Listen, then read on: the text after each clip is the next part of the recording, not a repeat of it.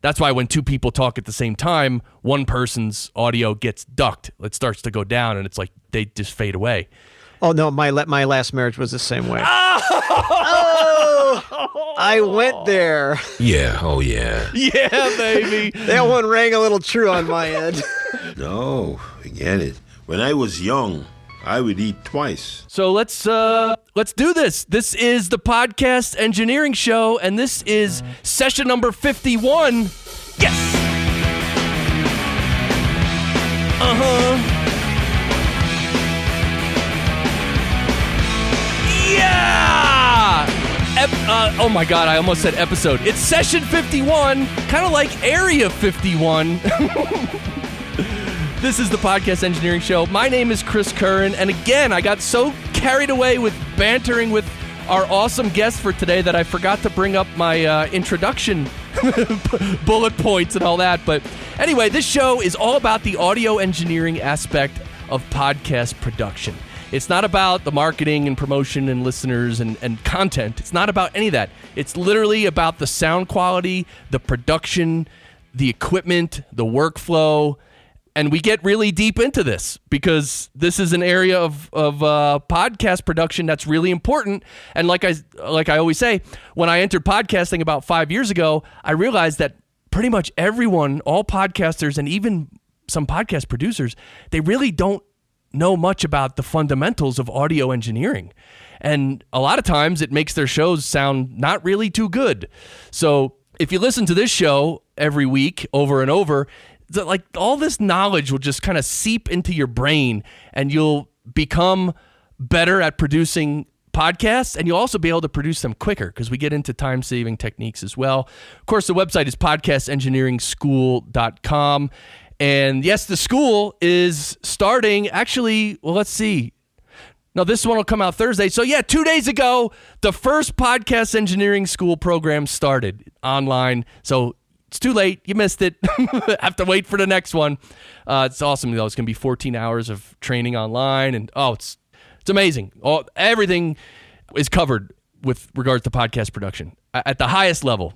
So anyhow, I'm also a podcast producer, and I have a background in the music industry as well, and that's why I do this show.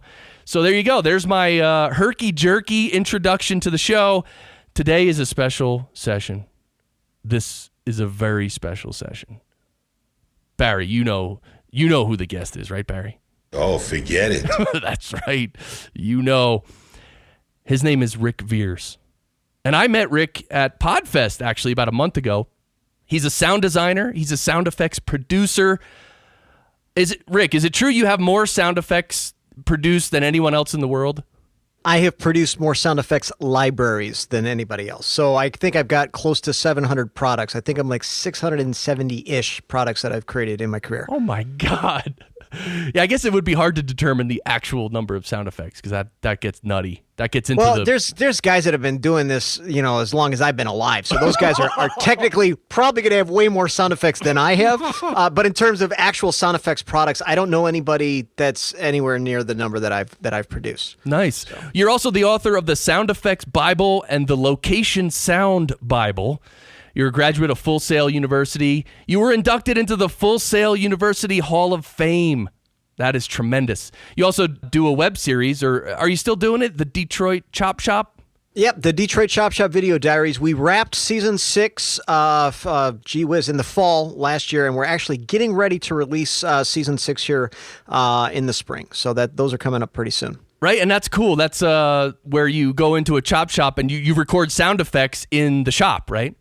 Well, the Detroit Chop Shop is my studio, and essentially what I do is I get interns from around the world that come and hang out with me, usually for the summer, and they kind of tag along as I make a sound effects library.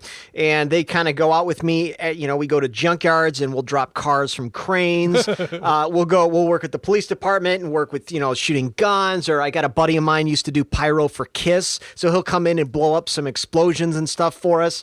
And we record all this stuff, and then we produce a library. And at the end of the season, at the end of the show, my sponsors, great guys like Sony and Rode microphones, Tascam, SoundMiner, I could go on and on, Isotope, some great sponsors that have, helped us with the show. They give the interns basically a going away present so that they can get started with their career when they leave the chop shop. So as of last summer, the chop shop and our sponsors have given over $250,000 in gear, sound effects, and software to the interns. Wow. Yep. That is amazing.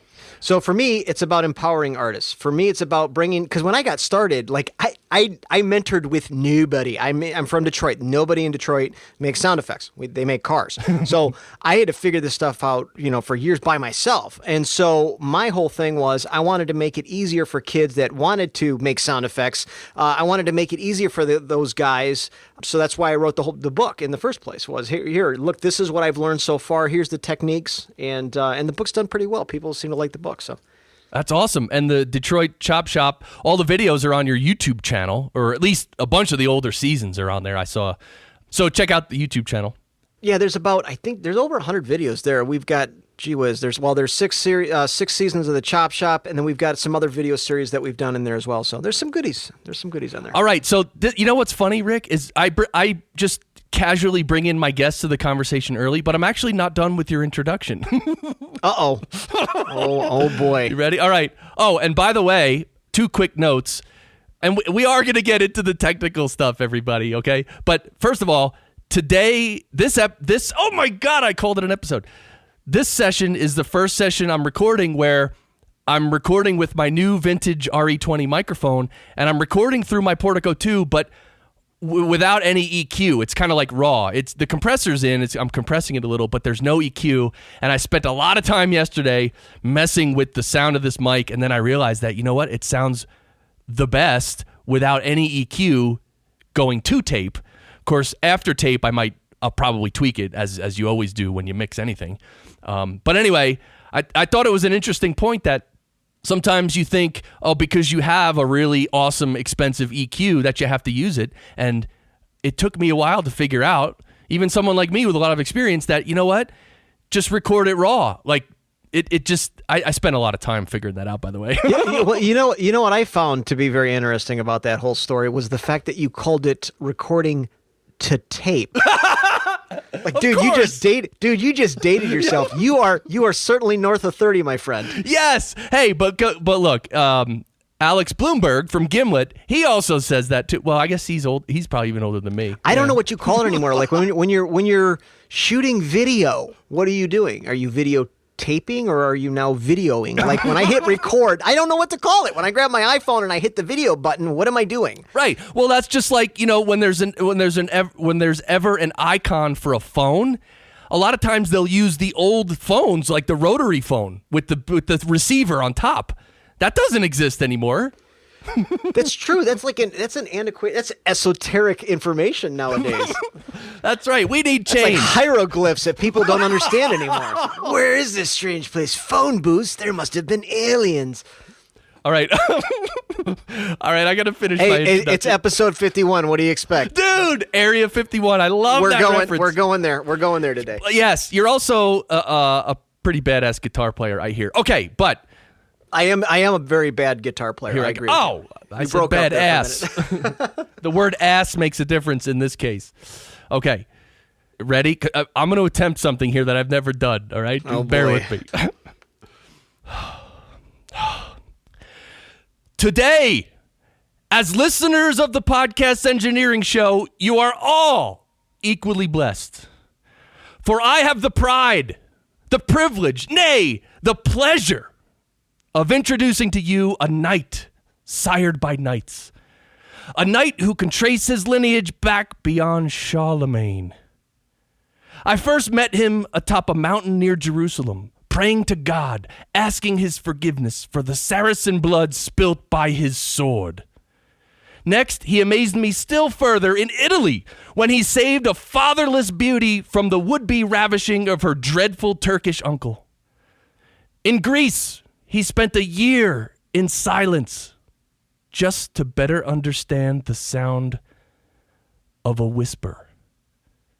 And so, without further gilding the lily and with no more ado, I give to you... Shit, hold on. No, I'm going to edit that. Hold on. Oh, no, you got to leave it, dude. Really? All right, hold on. I got to... Okay, my finger's on the button. And so, without further gilding the lily, and with no more ado, I give to you the seeker of serenity, the protector of Italian virginity, the enforcer of our Lord God, our patron saint of sound effects, the one, the only, Ric Viers!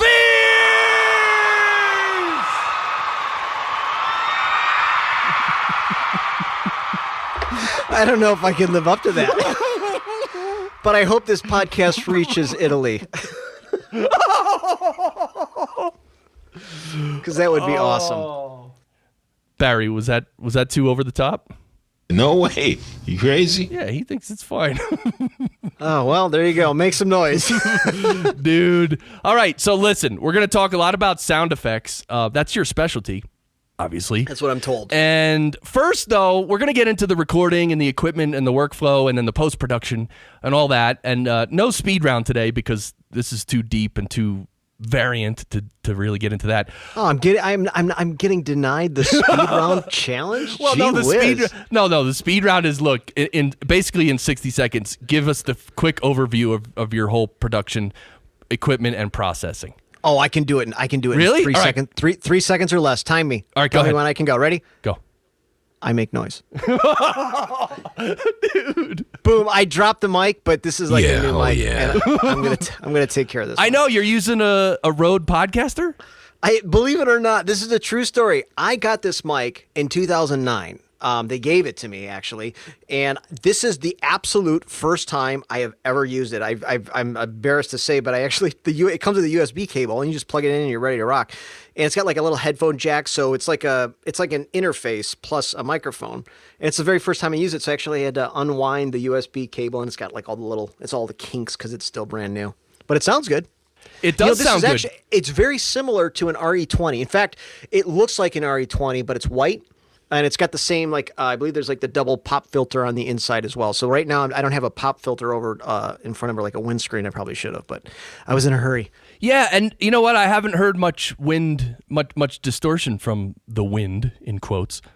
So the internal ones must work pretty good on that thing. That's the microphone doing its magic. Yeah, I think same thing with an RE20, right? It has internal pop filtering, and that's why some studios I go in, I see, like, especially radio studios, obviously, and they'll just have an RE20 on a stand with no pop filter at all, and I'm like, is that okay? Like, don't you need a pop filter? And they're just like, nah, you don't need one. Yeah, I mean, it sounds good. If I had been thinking about it, I would have put one in there, but, whatever. All right, so let's, real quick, and maybe I'm teasing all the technical stuff too much, but let's talk about copyrights. You've made a lot of sound effects. You have libraries for sale. You know how the internet is. Audio gets out. People copy it. They do this and that. And I think all that copying and illegal sharing, I think it actually happened a lot more like 15 years ago when the whole Napster thing was going crazy. I don't know. I'm sure it still happens now. Maybe that's just because I'm getting older and I don't, maybe kids are doing it more. But as far as the copywriting on sound effects, is it hard to make sure that people don't use your effects without permission? Well, there's a few things. I mean, number one, when it first, I think a lot of the piracy that took place at the very beginning. And I think people just weren't used to the model.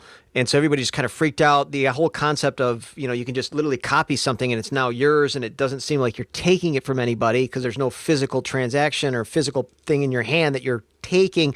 So a lot of that piracy happened. Nowadays, I think, there's a lot of people out there. Everybody's making their own content. Everybody's producing, whether it's art, whether it's visual, whether it's picture, whether it's sound, whether it's, movies, video. Everybody's making on their computers. And I think there's more of a respect for the artists, and I think there's more of a respect for the content.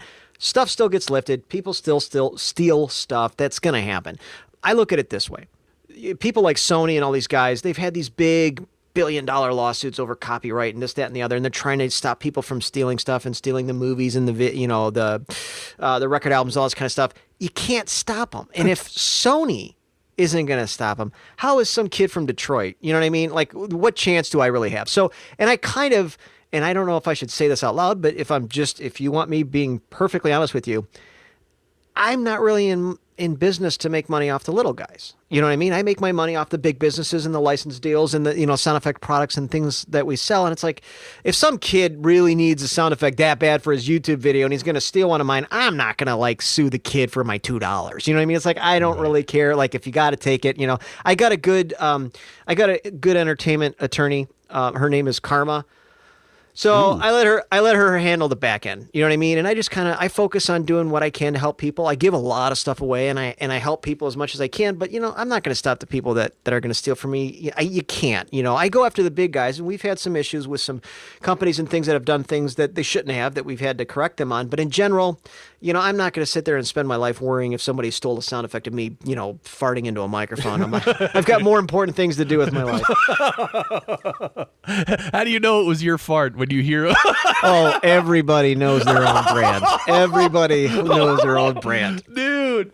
All right, let's get into microphones and recorders. Okay, I'm assuming that most of the time you're recording sound effects, you're outside, or do you actually do indoor recording? Well, I mean, I know there's a lot of indoor things to record, but maybe that's a dumb question.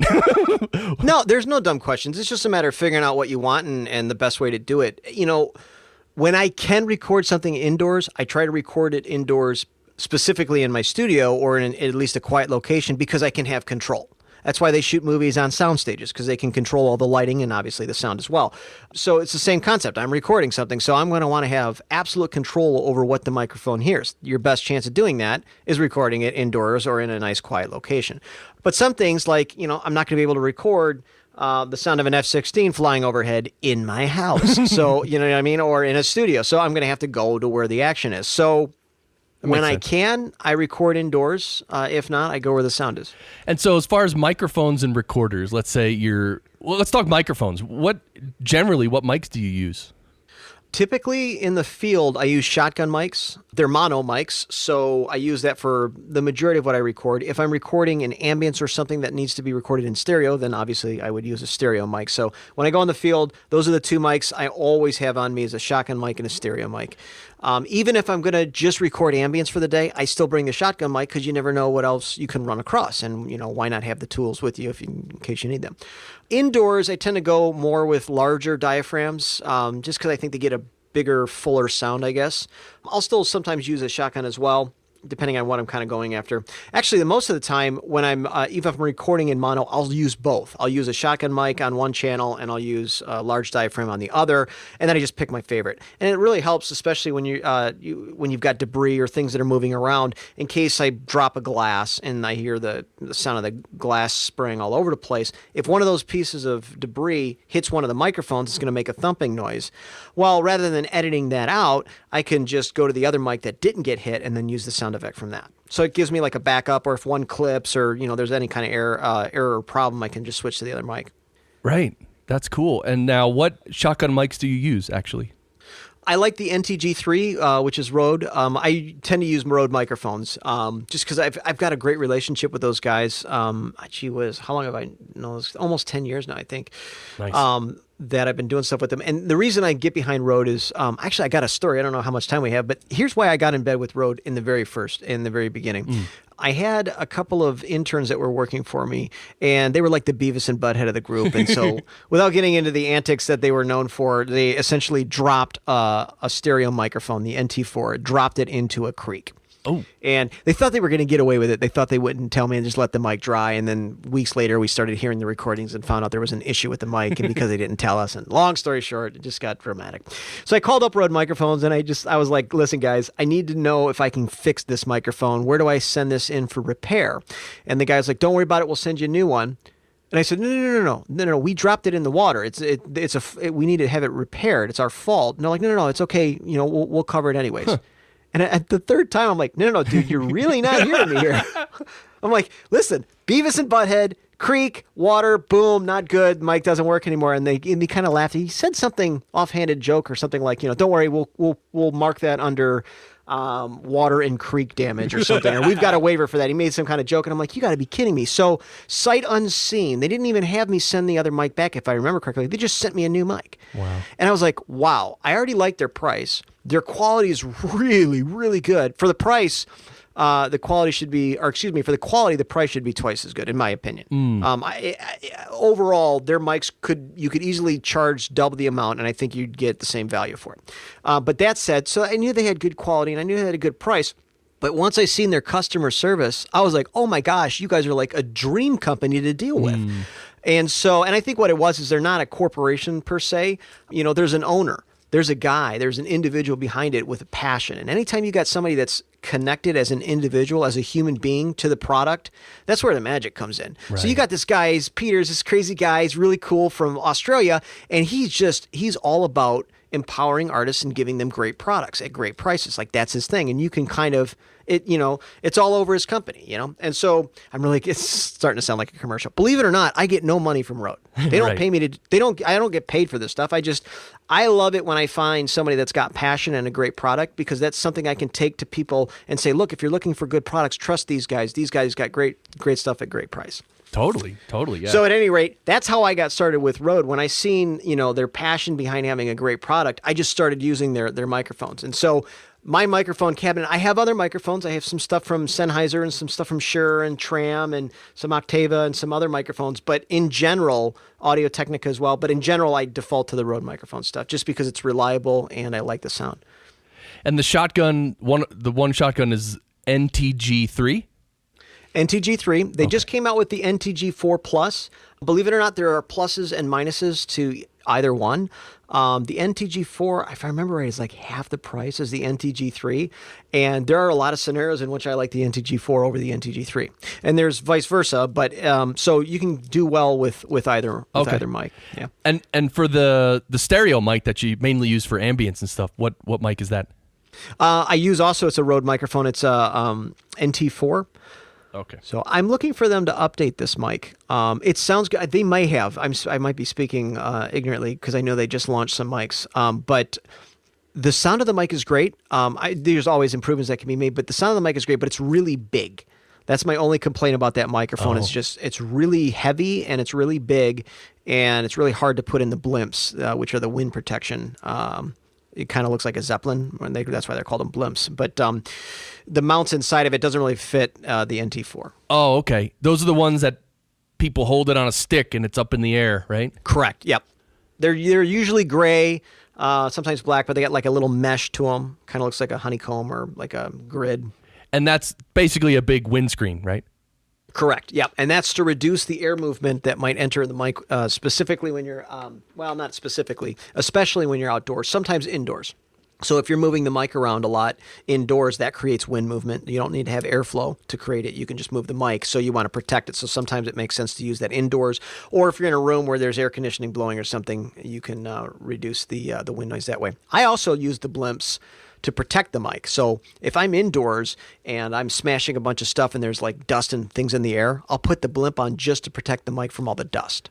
Right, yeah. So there's a lot of different reasons why you would use the blimp. Nice. And the blimp is different than the big, the furry thing, the hairy thing, the dead cat thing.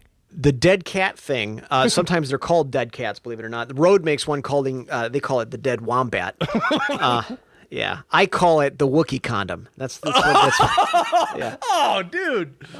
There's very few words and phrases that I have coined in my days here on Earth, but perhaps that one might be the one that I am the most proud of. But the wookie condom that sits on top of the blimp, and that gives it extra protection. Oh, I get it. Safety first, yes. You gotta wrap it up sometimes. If you're going outdoors, always wear protection. Jeez. All right. So now the large diaphragm mics that you use indoors. What mics are those? What do I use? I use the NT2As, the NT2000s, sometimes the NT1s. And these are just, if you can imagine a dime, that is the size of the diaphragm in most shotgun mics. The diaphragm, which is the little piece of plastic or whatever material that actually moves back and forth when air hits it, that is the size of about a quarter on a large diaphragm mic. Sometimes they get even big to like $0.50. So the bigger the diaphragm, the better response you're going to get for, especially with like low frequencies, and just gives you a better, fuller, more sexier sound. So Got it. Think of think shotgun mics as, this is really extreme, but think shotgun mics, Gilbert Godfrey, right? And then large diaphragm mics, Barry White. Oh. So Yeah. Oh, yeah. yeah, it's not nearly that drastic, but just if you could just imagine, there's a difference. Yeah, I like that. I wish I had some sound clips ready for that. Anyway. Well, you can add those in post. So the NT2A, the NT2000, and the NT1.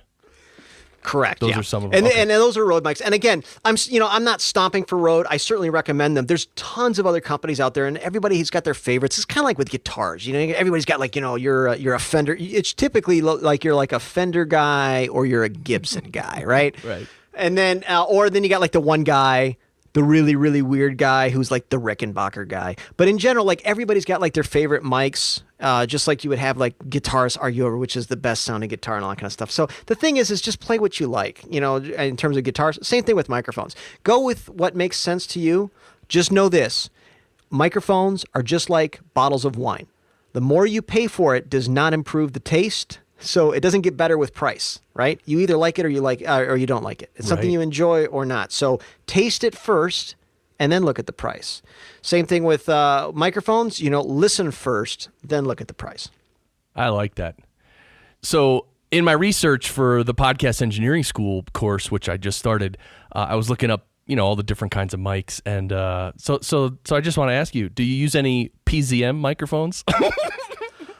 Remember PZMs? You just like saying the word PZM. Holy cow. I have, but not as much as I probably should. Right? Isn't that an interesting type of microphone?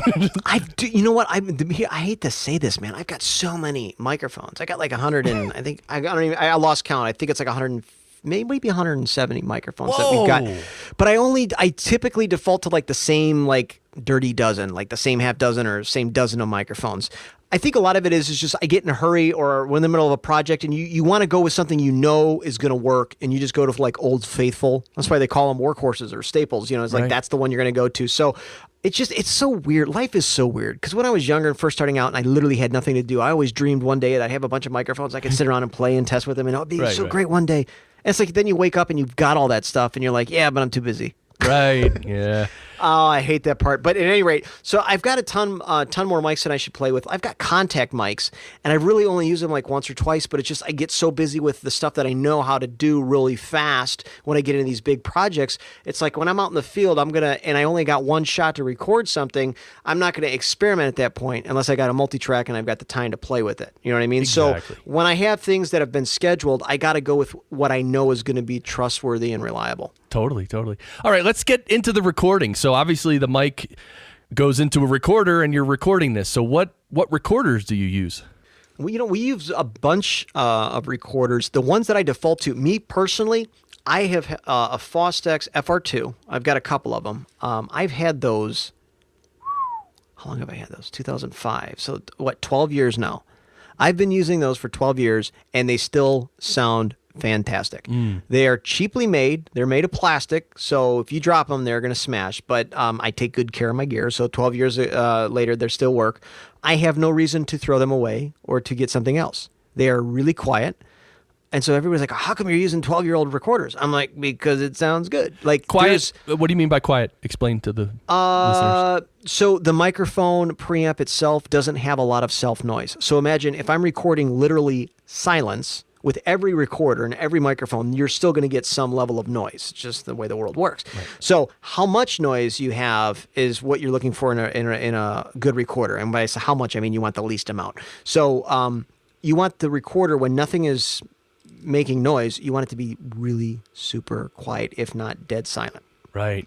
But if you've got bad preamps, you get like a little bit of hiss or noise. Well, when you record something and then you amplify it after the fact, that noise level is also going to get amplified. So you want to start with the least amount of noise, we call it noise floor, as possible. Totally. All right, Yeah. So you use the Fostex FR-2s, and what resolution do you record at? I record everything at 2496. All right. Some guys are going to 192, not a lot, but some. But the majority of people are still recording at 2448. So Right. I think I did the 2496 thing out of future proofing because it's like, well, I don't want to record all this stuff at 2448, and then one day everybody's like, no, it's got to be 2496, and then I got to go back and re-record everything. Because when I started recording, everything was recorded at 1644. Oof. And we were recording on DAT, so it was 16-bit 44.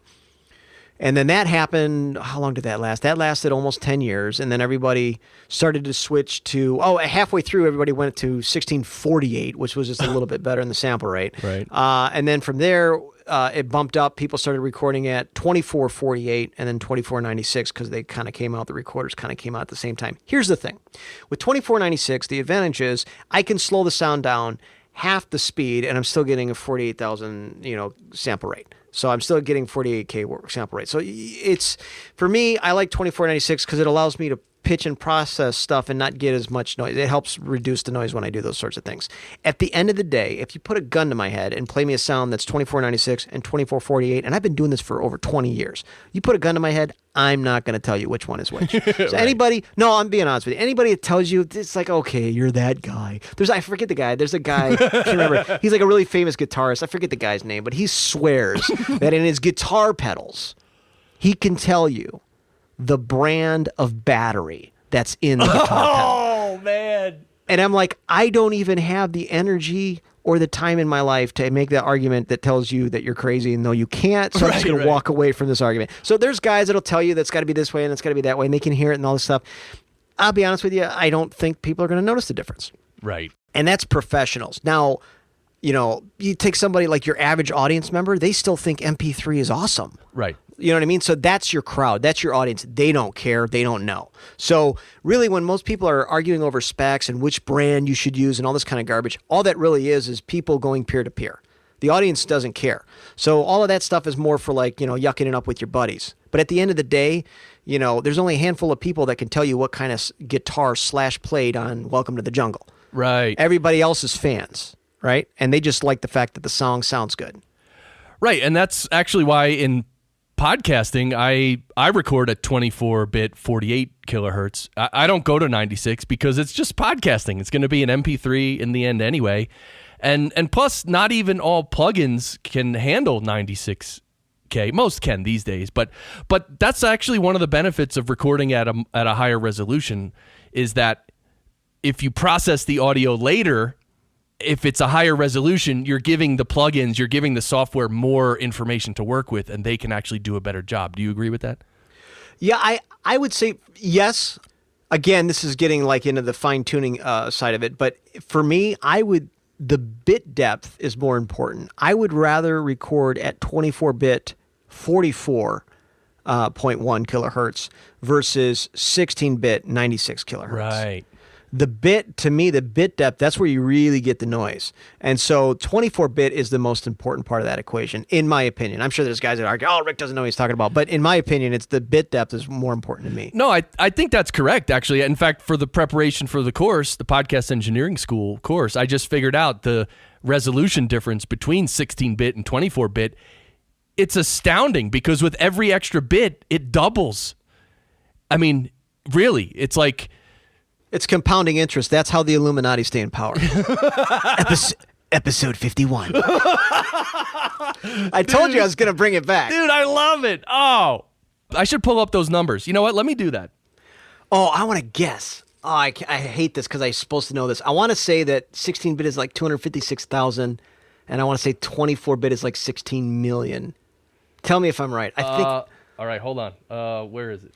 By the way, when people quote me stuff from the book and I don't know it, I look at them the same way that Henry Jones looks at Indiana Jones in Last Crusade. I'm like, I wrote it down so I didn't have to remember it.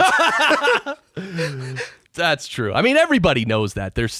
No one can remember every technical thing. It's not that I can't remember it. It's that I actively choose not to remember it. I'm like, you know what? I've only got limited brain power as it is and only so much storage space, and I have Beatle albums that I still want to retain, so I'm going to save that space for more memorable things. Totally. All right, I'm scrolling down. Fletcher Munson curve, electricity, digital I/O. Oh, wait a second. Here it is. So 8 bits. Let's go with 8 bits. This is just obviously 8-bit is very low resolution. But 8 bits has 256 it was 8 states. bits. Okay. 16 bits has 65,000 states. Okay. States meaning this is like the how finely the resolution is, right? How Right, fine. steps is what you're going for. Steps, Yeah. right, okay. So 16-bit, again, is 65,000. 24-bit is 16 million. That's what it was. Okay. I forgot. So- I got the 8-bit. So you go in resolution from 65,000 steps up to 16 million. Think about that. Yeah. That's insane. That's like going back to dial-up. Remember those days? Nothing would tell the entire household that you were getting ready to jump online. It's like there was no way of hiding that magic. Then, of course, your mom picks up the phone, and then it all hangs up. Oh, yeah, and then you can hear them echoing through the thing. It's like, Mom, shut up, I'm on the internet. Oh, that's crazy. So, all right, you're recording on the FR-2. How much audio do you record? Because amateurs and novices, they would think that you go in the field to record and you just roll the recorder, capture as much audio as you can. And therefore, later you can go through it and pick out the best sounds and all this. But people who are experienced know that that's an insane idea because the post-production takes so long, it's insane. So how much do you actually record? Well, sometimes I just press the button and just record. It depends on what I'm doing. I am a huge fan of over-recording. Huge fan. And here's why. But I do it I'll do a 20-minute take. I don't mind. When I first started, I used to tell people, no, just separate everything when it takes. But I've changed my mind with that over the years because a lot of times it's like it is just easier to just let it go. We'll mark and we'll slate the take. So throughout the take, you'll see big spikes where we clap our hands or snap our fingers right next to the mic to note or mark the fact that we're starting something different. And then we'll audibly slate, okay, we're going on to this part. So for example, let's say that I got a sledgehammer and I've got a car and I'm going to smash the car with the sledgehammer. I'm not going to stop every time I switch to a different side of the car. Right. I'm just going to be like, screw it. I'll just hit record. Okay, this is the bumper. Smash. All right, this is the window. Smash. This is the car door. Smash, et cetera, and work my way around the car versus, okay, let me hit record. Okay, this is the car door. Hit it. Press stop. Reposition myself. Hit record. Wait a second. Right. Slate it all over again. So I'm just like, you know what? I'll just roll and go. The main thing that is super important when you do that is you have to slate audibly every time you're doing something different. And I'll give you a perfect example. I had one of my guys once, we sent him off to the police station to record guns. And he was supposed to record gun foley. So the mechanics of the weapon, clips going in, magazines coming out, the triggers, right. Shells dropping, hammers, all that kind of garbage. Yeah. Well, what he did was he would grab a gun and okay, this is a, H&K G36 SWAT team submachine gun. And then he would just start making sound. And I had no idea if he was turning the safety on or if he was extending that. And it was literally 20 minutes of clicks and clacks and metal sounds. And I'm like, dude, I have no idea what it is. And what it was is, and this is our brains, this is how our brains work, is he was thinking, oh, I can see it while I'm recording it. So obviously I know what this is and I'll just remember it later. You will never remember it later. Right. Trust me from experience. I've been doing this for decades. You won't remember it later. So unfortunately, after spending 2 hours at the police department, he had to go back and do it all over again because none of the sound was usable because we had no idea what it was. Right. So it is hyper important that you slate audibly on the take exactly what you're recording because as much as you think you will remember, you will not remember. Right. Especially if you're recording all the time. Like if you're out in the field one day, one time, you want to record one car horn, you don't need to sit there and go through the process of slating all that stuff. Right. If you're just grabbing a quick sound. But if you're in the profession of making sound effects or you're going to be doing a lot of recording, it's very important to slate your takes because you're going to have no idea what you have. Right. Yeah, so I agree with everything you said. I think what I said in the very beginning about you don't want to just run the tape and then go through it later.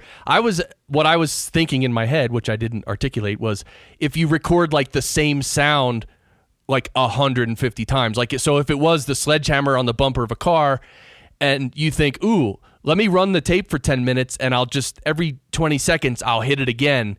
And I'll have 150 different takes of a sledgehammer on a bumper, and then later in the studio, I'll sit there and I'll go through and I'll actually pick out the best one. That's what would take a long time in post-production. Yeah, I mean, usually I always do more than one. I will say that just by default. If it's a car horn, I'll probably do 2 or 3 times. Okay. 2 or 3. I'm a 2 or 3 guy. Just because what if one of them distorted, one of them's got a better ending than the other one, or it just gives me better options, and why not, right? Sure. I'm not going to do it 150 times, but I'll do a few times. And I'll definitely do variations. A long one, a short one, a couple of quick, beep, beep. Guns, I'll record a ton of guns.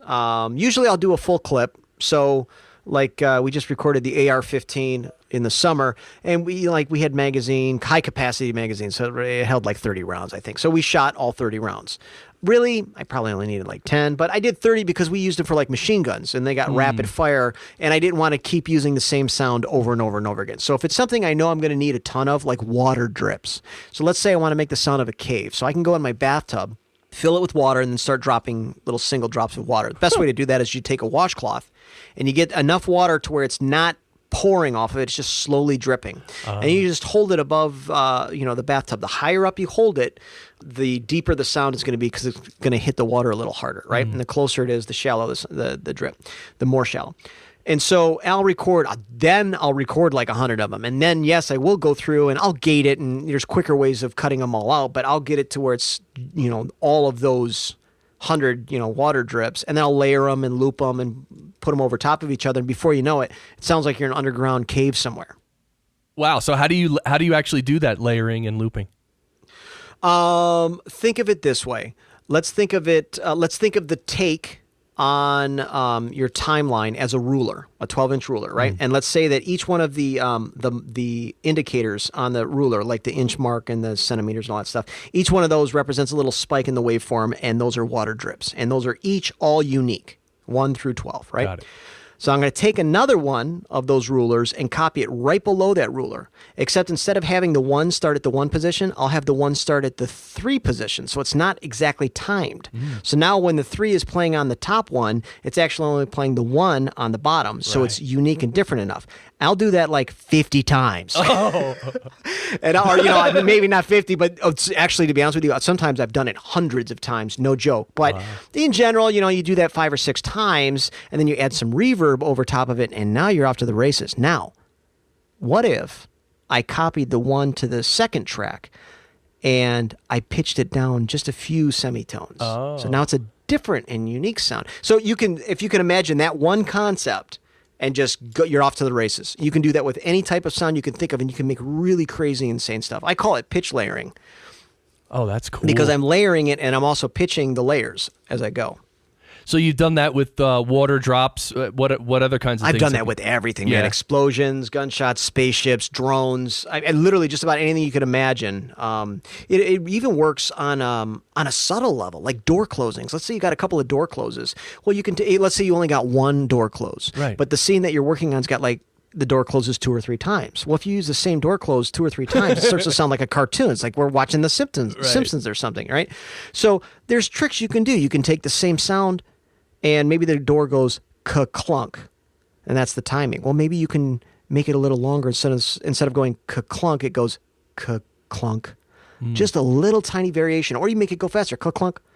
Or you cut it in half. The very first part, the ka, maybe you pitch it down just a little bit, and then maybe the clunk, you pitch it down just a little bit more. And you play those back to back, and one of them's going to sound like the normal one of them's going to sound slightly variated, enough to where the audience is going to go, oh yeah, they closed the door a second time. They're not going to think, oh yeah, that's the same door, door closed multiple times. Most of the time, people don't notice that. Like, you can get away with using the same gunshot a few times. No one's going to really, really pick up on it. Right. But especially if it's like a video game or something or a scene where that same sound happens repeatedly, after a while, people are going to start to pick up on it, because it's what our brains are programmed to do, one thing and one thing only, and that's to detect patterns. Everything that we know in the world is based off of the patterns we detect. So when you hear the same sound over and over again, your brain, it only takes a few times before your brain recognizes it. So that's why video game audio designers, they go through extreme lengths to make sure that they've got like 90 times that the car door closes. Like, what if they're standing over here? What if it's over here? And they got like little audio engines actually in the software that will actually manipulate the sound in real time as well. And so we're doing all of these things because they know that our brains understand reality, and if we hear the same thing multiple times, we realize that. So they want to make it as realistic as possible, so they create all these little variations. Right.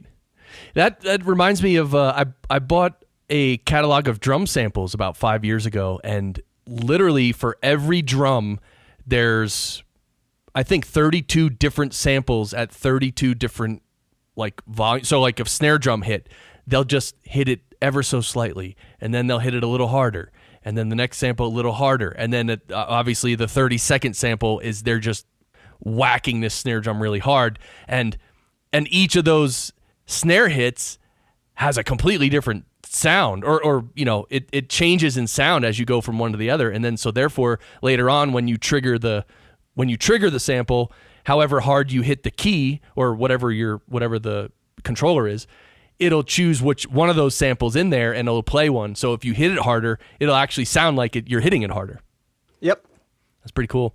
All right, so now post-production, you download all the audio from the Fostex FR-2 onto a computer, I assume, and how do you do post? Well, in terms of editing, yeah. Oh, sorry, go ahead.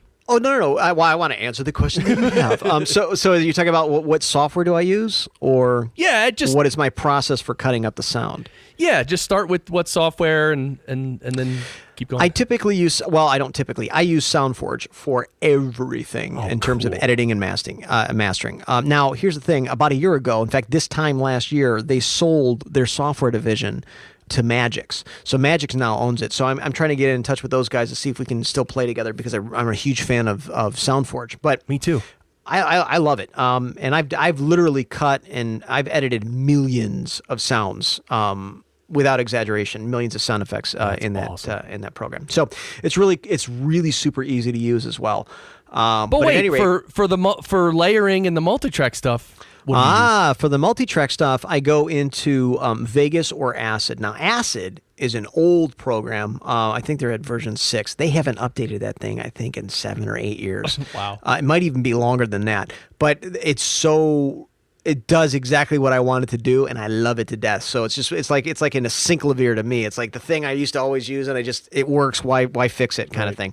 And then Vegas is kind of, Vegas is like Pro Tools and the Avid editor put together, Media Composer. So it's a video editor that also is a multi-track DAW. Right. And so I use that for layering and stuff like that. But you can do multi-track in Soundforge. I can't remember. I don't know if it's unlimited or not, but you can do 32 tracks of recording if you wanted to. But I typically do 2-track, sometimes multi-track, 8-track, like for guns and explosions. But that's like a really long way around the barn to say I like Soundforge. I bring the audio sample into Soundforge and I clean it up. So that means everything that happens before the sound, all the noise, all the shuffling around, me talking, all that stuff, I'll cut all of that stuff out. And then at the very end of the sound, when the sound is finished and there's no more of that sound to be heard, I'll do a little short fade so it sounds naturally, like it naturally ended, and then I'll kill everything beyond that so that I'm literally left with only that sound. Then from there, I typically normalize everything. I just bring it up so I can see what I've got, or hear, I guess, what I've got to play with. And then I go to work on the sound. I take out any sound artifacts in the background, clicks, or things that didn't happen the way I wanted it to. I can adjust it for pitch, timing, the whole 9 yards. I can EQ if I want. Typically with EQ, I'm a big fan of leaving things the way they are, kind of like what you were talking about with your microphone. But nonetheless, there's times where you got to I typically take things away. So I'm a subtractive EQ guy. So if I hear something in the background that I didn't want to have in the sound, I have no problem just pulling that stuff out. In terms of additive EQ, where I'm increasing for certain frequencies, I typically don't do that because the type of sound effect libraries I produce are intended for professionals. So these are intended for the sound designer to make that decision. I don't want to make that decision for them. I want them to have the ability to say, no, it should be up here and all that kind of stuff. So I don't want to do too much monkeying with additive EQ. That said, sometimes if there's a certain sound I think that really needs to be heard, or a certain frequency, and it's an integral part of the sound, and I'm trying to think of a good example. Let's say I've got a bell tower, like a clock bell, a church bell. There you go. Right. So I've got a church bell that dings. Well, that's going to have a fundamental frequency that's going to be ringing. Well, I might go in and boost that up, obviously, because that is the heart of the sound. There's no reason in amplifying all of the sound when I know that the sounds that are in between the fundamental and the harmonics is more than likely just going to be noise. Right. So I might just go in and additively EQ that frequency. Does that make sense? Totally. Yeah, and also, like you said, the effects are for professionals, so you don't want to do too much because they're going to tweak it later on in their own mix anyway. I try to do things that I don't want to do anything that can't be undone. So if I over compress a sound, it's sometimes impossible, if not impossible, to uncompress a sound. Right. So why do I want to compress something for you? And that was my problem with sound effect libraries when I got started, is a lot of the stuff was really heavily processed. And I'm like, well, I get it that it sounded good for you for that one moment, for that one thing that you did. Right. But I have a completely different scene that this sound would be perfect for had you not processed the snot out of it. It's like, it's really super crispy and, and it's like over compressed. And it's like, this doesn't work over here. Right. But if you'd have just gave it to me flat, I could have made that decision, and I could have used it in both scenarios. So that's kind of where I go with my sound effect libraries. Is my thing is I want to try to give people just raw, really good material. Now, some of the libraries that I've done recently, the epic libraries, so I've done like the Zombie Apocalypse. We just came out with the action movie sound effects library, Heroes and Villains, which was a comic book library, and Haunted FX, which was a horror sound effects library. It had 666 sound effects to wake the dead. Nice. So when I do those kind of libraries, those are more... They're certainly used professionally, but those are more to like sound effect fans. People are going to use this in their YouTube videos, and just people that just like, they want to hear a cool sound effect. Then I'll go ahead and monkey with the sound a little bit more. They're still extremely useful on a professional level, but they're also like, they're tasty little treats of candy for your ears. I do. The thing is I make stuff I want to listen to. And that's kind of my approach to is like, I want to entertain myself. If I'm going to listen to zombie sound effects, what do I want to hear? Of course I want to hear a chainsaw, ripping a zombie apart, or let's light one of them on fire. I've got those sounds because that's what I wanted to hear. So I play around and, if you're not having fun, why are you doing it? You know what I mean? Oh, that's awesome. So I actually did not know that Soundforge could do multi-track. Do you use multi-track in Soundforge a lot? Never. Never. Okay. I'm trying to think of once that. No, I can't even think of one time I ever did. You know what? That reminds me is the WAV file format, and I learned this a few months ago. A WAV, normally if it's mono, it's one track. If it's stereo, it's two track, left and right. But a WAV file itself can have like 3 or 4 or 5 tracks in it. Yeah, broadcast WAV files, you can add a metadata as well as multi-tracks. I mean, you can do, you know what? I'm speaking out of ignorance. I don't know if there's a limit to the amount of tracks you can have in a B-WAV file, a broadcast WAV file. I don't know. All right. We'll find I know out. that you can do, I've done 8, but I want to say that you can do more, like 24 or 32. Okay. I don't know that answer, so don't take my word for it. Well, one of the listeners will look it up and comment on the post if they would be so kind. Or I'll do it. Absolutely, I'll do it. All right, so then once you process the audio and everything, and then you save it in a file format, that is also at 2496, right? Correct, yeah. Okay. And do you offer the sound effects libraries on CD, or is it all download these days? Most of it is download. We do offer, like the Epic libraries, we release on DVD because we have like really cool artwork that goes along with it. And we try to go for like an album. We're going for that kind of vibe of like, look, this is a piece of art, guys. This is not just a collection of random sounds, put together. This is a project that we put together. So we've got those on DVD. And then the larger libraries, you're talking 65, 75,000 sound effects. Those come on hard drives.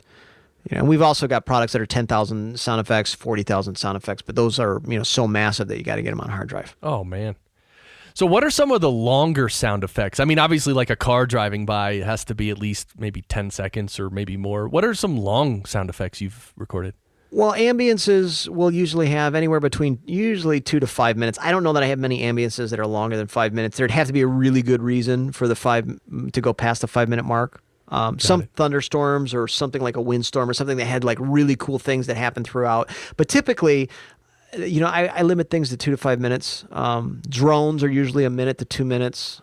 I'm trying to think of, there are some sounds like we had a helicopter, I think, if I remember, this was a long sound, with the turbine engine, ramping up as it starts up and then idling for a minute and then winding down. I mean, that might be a 7-minute take just because it just took so long to do. There's not that many sounds in the library like that, but there are some, yeah. And I remember at PodFest, I actually asked you about nature sounds because I have been trying to, well, I have not for the past year or so, but I would go into nature like near a little stream and you hear birds in the stream. And then after like 2 minutes, it's like a plane comes by and every 3 minutes a plane comes or 5 minutes, maybe a plane comes by. And I asked you, I'm like, how do you record nature, dude? And you're like, record 10 minutes.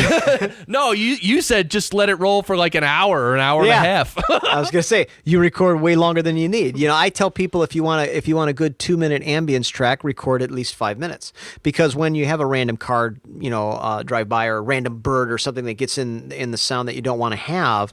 Well, if you've got more than you need, you can just cut that out and crossfade it with the rest of the track, and then nobody knows that it crossfaded. Right. And then you've extended your sound. Let me ask you about crossfading. I know there's different ways to do it and all that, but what's important to keep in mind when crossfading sounds?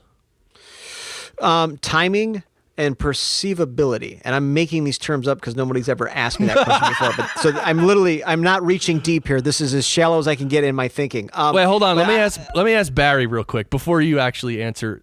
Timing and perceivability. That's what you said, right? Yes. I love those two words. Anyway, Barry, what is someone gonna need, Barry, in order to do a successful crossfade?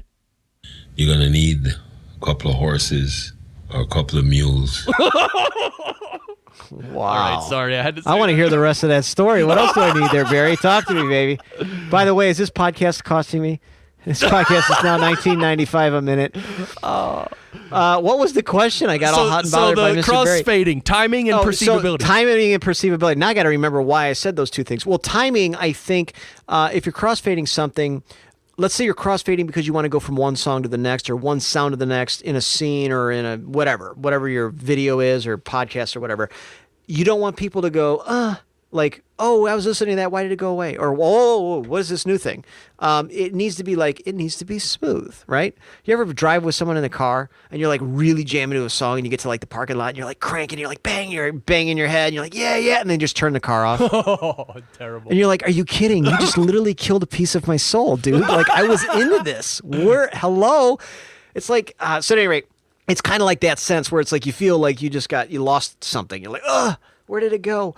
So timing wise, if you're going to crossfade something, make it sound good. I mean, this is common sense stuff. Does it sound good? If it sounds good, then the timing was good. Right. But just make sure that it feels like it should have happened then. And then timing and perceivability, I guess, which is more of the feeling, which is, let's say that we had the nature track, birds chirping in the background, wind blowing through the trees, everything is calm, and then you got like the one random car horn way off in the distance. Okay, well, we're going to take that car horn and we're going to cut it out. And then we're going to take the sound and we're going to maybe crossfade it for 2 or 3, maybe even 4 seconds. So we're going to join the two parts together so that it's a gradual crossfade, so that perceivably it just sounds like there's no crossfade or cut whatsoever. It just sounds like it went from one thing into the other, like it never stopped, right? If that makes sense. And you got to be careful because some things you'll notice a pulse, or especially when you get things that have really strong frequencies present, you can get like a whining sound, like cars. Let's say that you've got a car that's revving up the engine and it takes, it slowly ramps up over a period of 30 seconds. Well, if halfway through it, you've got like a 1 second glitch or problem you got to cut out and you think, I'll just cut it and crossfade it. Well, the problem is you're crossfading things that are at different pitches now. The continuous pitch is not rising anymore. Now you're jumping from it was here and now it's like a half a semitone up here, and then you're trying to play it off as if it just naturally happened from one instance to the next. That gets noticeable. It's not impossible. It's just tricky. So you just gotta play with it. It's one of those things where you just monkey with it until it sounds good. Right? Because I always wondered about that. Like, what's the longest crossfade you've ever done, maybe? Like you said 3-4 seconds, but have you done any? No, I mean, I literally massacre. I'm like Charles Manson on a timeline. Dude, man, there's like nobody's getting out of it alive. I dive in and I'll cut things up and just go crazy with it. So I don't doubt that I've done 2-minute crossfades. Wow. I like that, and especially with like some of the sci-fi drones and by the way, that's the first time I've ever mentioned Charles Manson in my life. Like, what an obscure reference. It sounded so naturally, like, oh my God, Rick's always talking about Chuck. Like, what the heck? But at any rate, I am Charles Manson. I will happily say I'm Charles Manson on a timeline. But so at any rate, the gist of it is, if I got like sci-fi or some kind of like droning sound, and I just want to play with it to see like, am I really going to notice a difference if I play it like this? I might do something like that. I did a theatrical production once where we, just as a gag, it was a really big, heavy theatrical, lots of special effects, pyrotechnics, explosions, all that kind of stuff. And we wanted to mess with the audience. This was a long time ago. This is almost, gee whiz, 18 years ago. But we wanted to set the tone for the crowd. So a half hour before production, I started a half-hour fade on the lights and on the sound, where we had certain things come up just to kind of set the tone. And it was so creepy because it happened so slowly that before you knew it, it's like, it really wasn't until like the last 10 minutes before people really super became aware of like what was going on. Wow, that sounds like the sun setting, dude. Even slower, maybe. Yeah. Yep. That's cool. All right, so your website is ricviers.com. RICVIERS. ricviers.com. Rick, this has been just awesome. I mean, everything's on your website. Everything about you, the sound effects, the swag, your events, the Detroit Chop Shop, bunch of resources. People can contact you through there as well. And it was so fun doing that introduction of you, right? That was I'm not going to lie. I felt a little disappointed. I was expecting some music. Maybe when you post this, you can put a little something just kind of crescendoing. Nice. Big and giant. But I love the anticlimactic delivery at the very end. That was really nice. Oh, when I messed it up and I tripped. Oh, I love fourth wall breaks. I live for the breaking the fourth wall. So now I'm going to have to leave that in. Yes. That's okay. Yeah. Well, Rick, this has been awesome. Thank you so much. Any announcements? Anything you want to tell people where they could see you or hear you? Oh, gee whiz. I've got a lot of things coming up. I'll be at NAB in Vegas next month. I'll be in Cannes in May. Cool. And then I'll be in Orlando in the summer, and I've got some trips to Virginia and Tennessee coming up, LA. Yeah, I'm all over. So if you look on, best thing to do is follow me on Facebook or social media somewhere, and you find out kind of where I'm going. There you go. And your Facebook and social media links are right on the top of your website, ricviers.com. This has been awesome. I aim for convenience. That's why they're located right there. And your two books, the Sound Effects Bible and the Location Sound Bible, people can get them too. And congrats on entering the Full Sail University Hall of Fame as well. Rick, this has been awesome. Thank you so much, man. Again, ricviers.com. And Rick, by the way, at the end we say, sound great.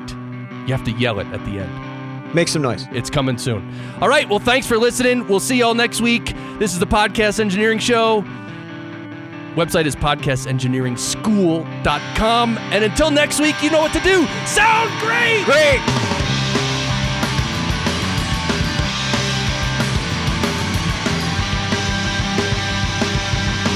You walk away from me, well, and you can't play that part so well. Why do you play it out on me now? You like to lose control, well, it's quite a feeling, isn't it? They've floated, written down now. You tell me that you found something better. How should I respond to that? It's a lie. I don't wanna hear it. What the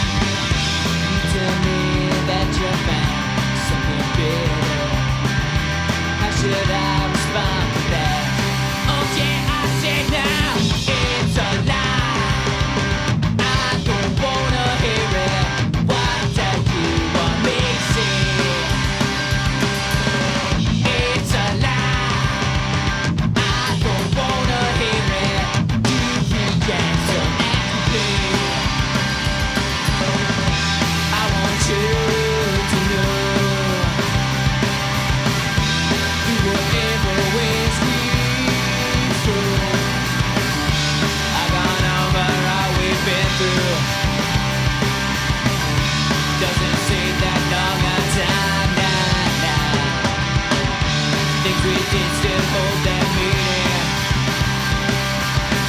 And does it mean it's still the same? You're pushing me away. The world your theories now where you're getting worked up on you now. The world your way of life.